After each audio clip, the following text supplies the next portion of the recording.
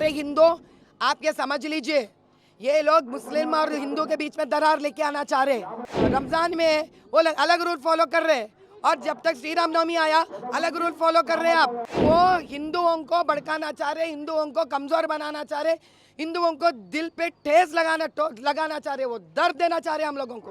वहाँ पे फिर पूछते बिरयानी दी है नहीं दी है, फोन दिया है नहीं दिया, ये सब पूछते, वो लोगों को तंग करते भी ये लोग पुलिस वालों को। अरे चीफ मिनिस्टर साहब, रेवंत रेड्डी साहब, सुनो साहब, आपके पुलिस जहर देते कहते अकबरुद्दीन को, अब आप तो सपोर्ट कर रहे हैं इन लोगों को, आप दोनों मसला हल कर लो साहब। स्मृति ईरानी दीदी डरा दी उनको, खत्म हो गया, नया जगह ढूंढ ले रे, नया जगह ढूंढ ले। अरे भाई मेरे एक बात समझ में नहीं आता, ये लोगों का जो रमजान आया वो भी तो इलेक्शन कोड के टाइम पे आया, नहीं आया?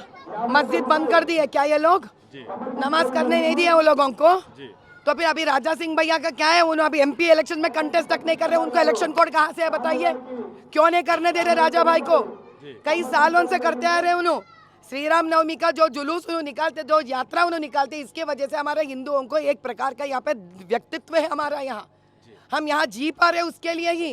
अरे हम पूछते हैं इलेक्शन कोड दरमियान नहीं करना चाह रहे तो अब रमजान को भी नहीं करवाने देना पब्लिकली, और श्री राम नवमी को मत कराने देना। आप रमजान को करने देते, श्री राम नवमी को करने नहीं करने देते। इसी से पता चल रहा है सारे हिंदू आप ये समझ लीजिए, ये लोग मुस्लिम और हिंदू के बीच में दरार लेके आना चाह रहे हैं। अगर ये रूल फॉलो करते हैं दोनों कौम के लिए, एक ही रूल फॉलो करना, लेकिन रमजान में वो लोग अलग रूल फॉलो कर रहे हैं और जब तक श्री राम नवमी आया अलग रूल फॉलो कर रहे हैं। आप क्या हमारे हिंदुओं का ये हक नहीं बनता? अरे आप तब क्या करना, जब आता है इलेक्शन तब आता, ये त्योहार मनाना बंद कर ले। अब बंद करना है तो रमजान को भी बंद करना था, सिर्फ श्री राम नवमी को क्यों बंद कर रहे हैं आप? और ऊपर से राजा सिंह भाई का तो क्या दोष है, वो तो फिलहाल अभी इलेक्शन में भी नहीं ठहर रहे, उनको तो कोड लगता ही नहीं है, तो क्यों नहीं उन्हें जयंती यात्रा निकाल सकते? उनका हक है जयंती यात्रा निकालने के लिए। हम चुप नहीं बैठेंगे इसके ऊपर, हम बिल्कुल चुप नहीं बैठेंगे। ये हमारा हक खींच रहे हैं सरासर, ओपन है ये कि वो हिंदुओं को भड़काना चाह रहे, हिंदुओं को कमजोर बनाना चाह रहे, हिंदुओं को दिल पे ठेस लगाना चाह रहे, वो दर्द देना चाह रहे हम लोगों को।